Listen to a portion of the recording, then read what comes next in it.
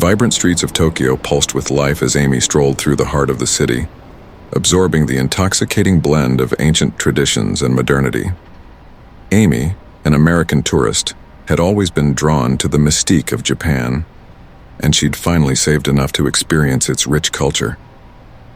Her excitement was palpable as she ventured into the bustling alleys of Shinjuku. Yet her dream vacation was about to take a chilling turn. Amy had heard stories of restless spirits and vengeful ghosts that haunted Japan, but she'd always dismissed them as folklore. Tonight she would learn that some legends were rooted in gruesome reality. One evening, as twilight blanketed the city, Amy found herself wandering deeper into the labyrinthine streets of Asakusa.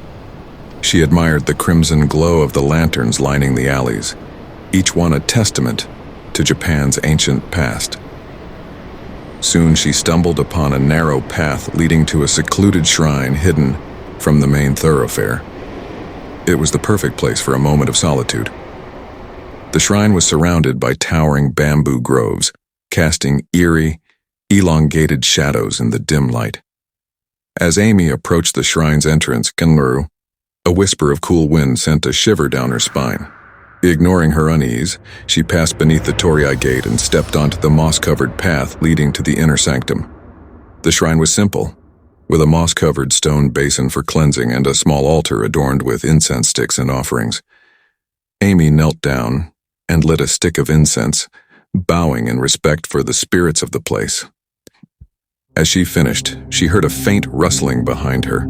Turning slowly, she saw a male figure standing there. The man was dressed in traditional Japanese attire, his kimono tattered and stained with a dark, ominous substance. The flickering light from the lanterns revealed the horror of his visage. His jaw was missing, leaving a gaping, gruesome wound where it should have been. His eyes, hollow and empty, fixed upon Amy. A gasp caught in Amy's throat, and terror clutched at her heart. She wanted to run, to scream, but her body refused to move. The malevolent apparition stood there, silently observing her, sending a chill through her very soul. Amy tried to speak, but her voice faltered. She didn't know what to say or do. It was a standoff. The ghostly figure suddenly took a step forward and Amy's legs gave way beneath her. She tumbled backward, her world spinning, and the ghostly man loomed over her, his featureless mouth where his jaw should have been opening and closing as though trying to speak. Yet no words escaped, only a guttural, otherworldly sound.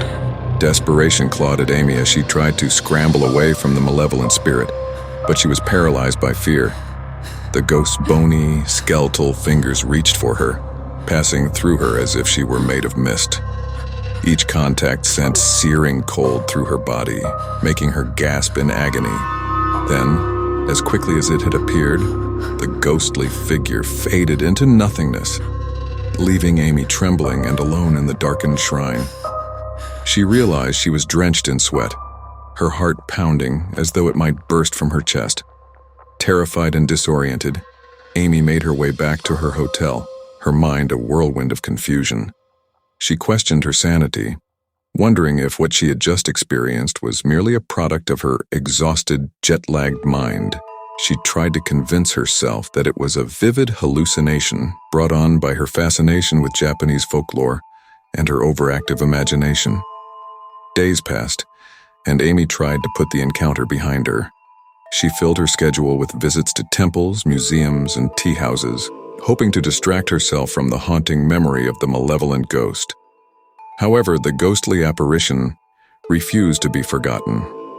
One night, as she lay in her hotel room, the oppressive silence of the city outside was shattered by a sound. It was the same guttural, inhuman sound she had heard from the ghost in the shrine. Her heart raced, and she grabbed her phone, dialing the front desk. "Please send someone up," she pleaded. "There's something outside my window."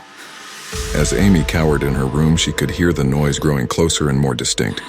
The grotesque visage of the ghost with its missing jaw appeared outside the window, its eyes locked onto her with an intensity that sent shivers down her spine.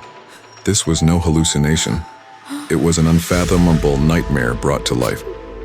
Panicking, Amy backed away from the window, her phone call unanswered. She couldn't bear to look at the gruesome apparition any longer, but the image was etched into her mind. The ghost's unending silence, the vacant eyes, and the endless hunger in its hollow gaze would haunt her for the rest of her life. Amy finally realized that she was entangled in a malevolent spirit's web, a ghost who wanted something from her, something she couldn't comprehend. She was a helpless outsider in a foreign land, tormented by a vengeful entity whose thirst for her very soul was insatiable. Days turned into weeks as the relentless haunting continued. Amy's fear turned into despair, and her once beloved Japanese adventure became a living nightmare. She tried to leave Tokyo, but the ghostly apparition was relentless, appearing at every turn, driving her to the brink of madness. No one else could see the horror that tormented her. People in the streets, fellow tourists, and even the hotel staff dismissed her as a paranoid foreigner. Amy's cries for help fell on deaf ears as the ghostly specter continued to haunt her day and night. Her strength waned, and Amy grew gaunt, unable to sleep, eat, or find respite from the malevolent spirit. She had become a living specter herself, a hollow shell of the woman who had once set out to explore the beauty of Japan. In the end, Amy disappeared, her name forever etched into the annals of Tokyo's most chilling ghost stories. Her fate serves as a warning to all who tread upon the sacred ground of Japan, a land where ancient spirits and vengeful ghosts roam, and where nightmares can become horrifying reality.